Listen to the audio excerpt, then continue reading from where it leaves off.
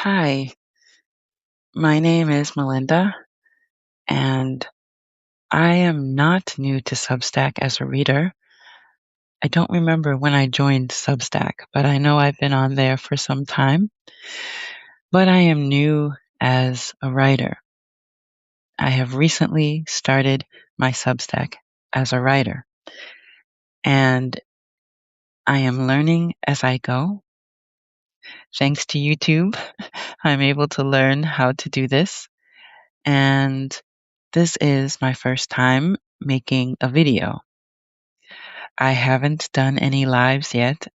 I haven't done a podcast yet. I've never done a podcast. I've certainly made videos for other things, and I've never really gone live on anything either. I think I might have done it once with an English tutoring platform years ago. I have a lot of experience with that, with English tutoring. But so I started this Substack, which is called Rebuilt From Here. And it is about addiction, abuse, trauma, boundaries, recovery from difficult things in life, self care, finding yourself, kind of a variety of things, a smorgasbord of things that are related to each other. They all have to do with mental health and psychology, which are passions of mine. I got my bachelor's in psychology in 2017 from United University of Massachusetts, Boston, when I was living in Massachusetts. I live in North Carolina now, so still in the US, but in the Southeast rather than the Northeast where I was born and raised. And I've been here since 2018 in North Carolina, so this has become home. And Massachusetts will always be home as well, but now North Carolina is more my home. And I experienced my first marriage where I had my son in Massachusetts. I am also currently married here in North Carolina. And this time around, I have a much better and healthier marriage than I did when I was married the first time. The reason that I'm so passionate about this, about all of these things that I'm writing about, is because of my personal experiences and my son's personal experiences. We went through so much because of my ex-husband, his father. He was verbally abusive, emotionally, psychologically, mentally. Eventually, he became physically abusive with my son as he got older. He was never really physically abusive with me. He never put his hands on me. He threw hot food at me once. That's the closest he ever came to throwing anything, or, well, he did throw things. He would make the whole atmosphere feel so uncomfortable. I would feel like I was walking on eggshells. And I'm sure that my son felt the same way, even though whether how well he could articulate it is hard to say because he's autistic. He's high functioning, so he can talk, but I know that there is a part of him that always will love his dad, and that's okay. That's his dad. But I am grateful that I don't have to deal with him anymore. Now that my son is an adult, even though he's not a regular adult, I don't have to have anything to do with his relationship with his dad. I can just have my relationship with him, and he can have his relationship with his dad, and that's that. But when he was growing up, his dad and I had to try to work together so that we could both be in his life. And we went through a lot because of that. And I never would have wanted to keep my son away from his dad. I don't think that would have been the right thing to do. I think kids need their parents, whether they have same sex or opposite sex, or whether they're being raised by grandparents, aunts, uncles, older siblings. We have all kinds of families here in the US. So, whatever family a child has, they need the adults in their life. and they need other positive adult role models in their lives, whether from school or other family or family friends, good people that you can trust. Sometimes that's hard to find.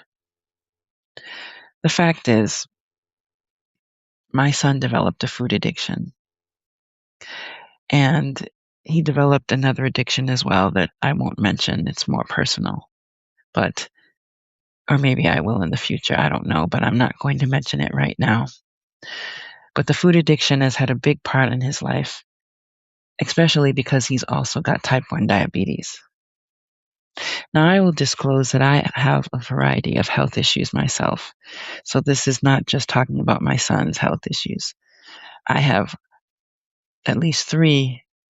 Sometimes I've had doctors say more, so it's so hard to tell because autoimmune illnesses like to work together against you. I don't know.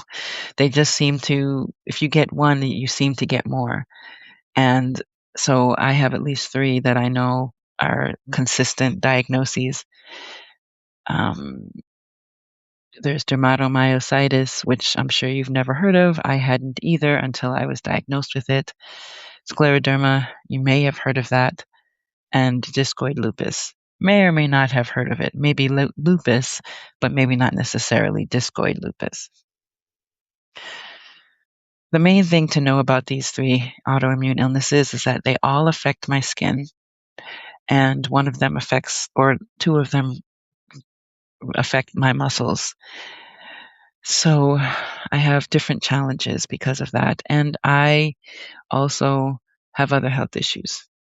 I have lymphedema, that's swelling. I have it in my legs, ankles, and feet.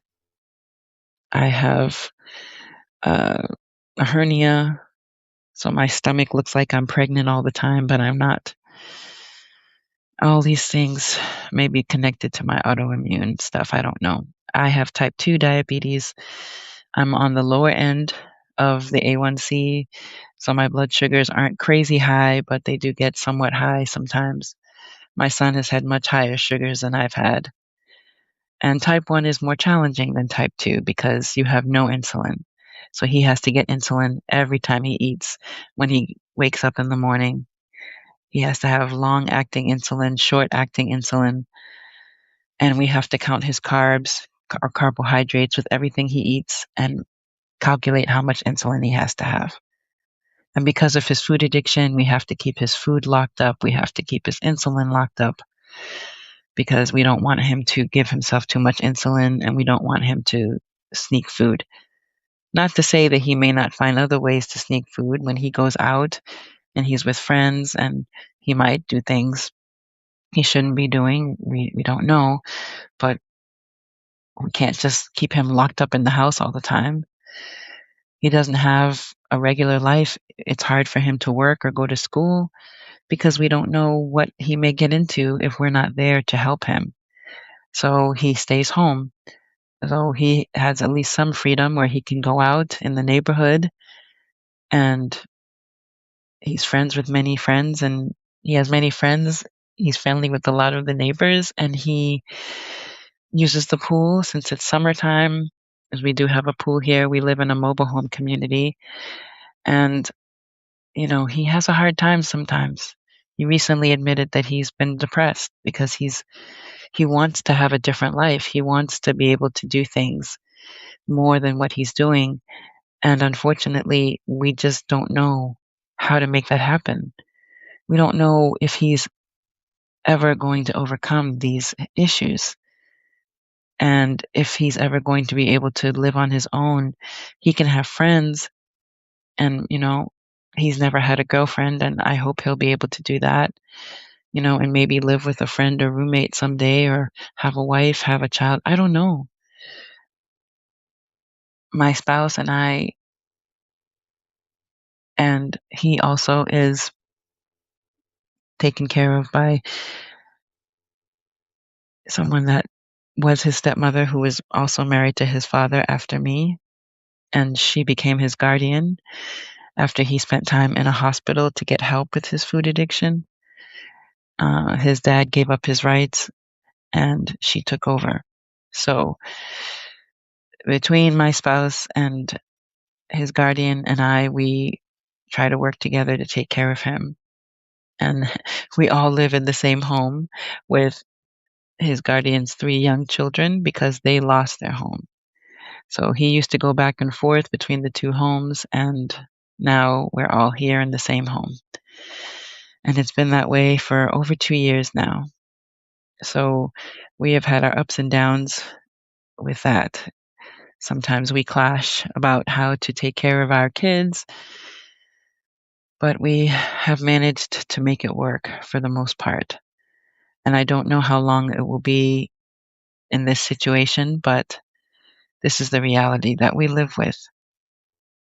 And so I made this Substack because I know what it's like to deal with issues like abuse and trauma and self care. Well, self care isn't an issue, but the importance of self care, the importance of boundaries, the importance of self love, the reality of living with health issues and a variety of health issues, and the reality of having a child who's an adult, but in many ways is still like a child or like a teenager or an adolescent. It's hard to say what stage he's at when it comes to different things. Sometimes he can feel like an adult, and other times he feels like a child, and other times like a teenager, other times like an adolescent. It's like he's every age all in one. But that's why I created this Substack, because I want to help people who have been through what I've been through, what my son has been through. I really have a passion for this, and I've been trying to figure out a way to grow, to start a business, to do something that's meaningful to me, to do something that can really help other people. And there's so many choices. It's completely overwhelming. And it's been so hard to figure out what I should do. And honestly, I'm still trying to figure it out.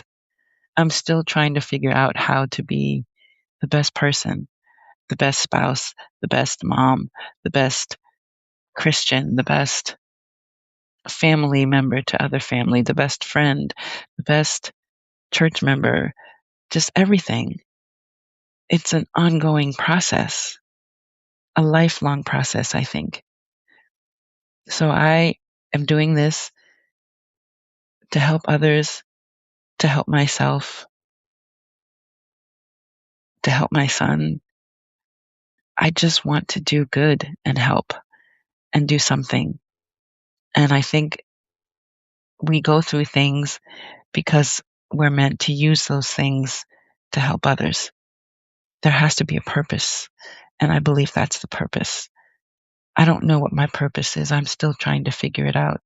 But I think that this may be one of them. I think my faith has a purpose. I use music in my faith. Music is another passion of mine. I love to sing and dance, and I sing at church. I sing with karaoke. And I'm hoping that I can help people with this, help people that are struggling with these issues. And I hope that I can make a difference. Even if I just help a few people, if I can help a lot of people, if I can help anybody. I know there's many other people that are going to have, or that do have, similar platforms talking about similar things. And I want to get to know them, or at least some of them. It's probably hard to get to know all of them, but to make connections with other people who are talking about similar things, people who've been on this platform longer, people who I can learn from. I hope I can learn things, and I hope that I can help others, even as I learn. But that's why I'm here and doing this. And I hope that means something to somebody. And I hope that people will give my new channel a chance. Of course, people can read however many Substacks they want, but I hope that mine can be one of them, if it will do any good. Well, I don't know who will watch this video and what they'll think of it. I was afraid to make a video. It was really putting myself out there more than writing words. Writing words puts myself out there, but I didn't mention any personal experiences. I spoke about other things, more educational things. So I felt like introducing myself and explaining why I made this Substack would be a good idea for a first video. Maybe it is, maybe it isn't, but that's what I decided to do. So we will see, or I will see how it goes. Whatever you think of this video, I hope that you understand where I'm coming from. And I don't know if there'll be any judgment. This seems like a kinder site than other sites.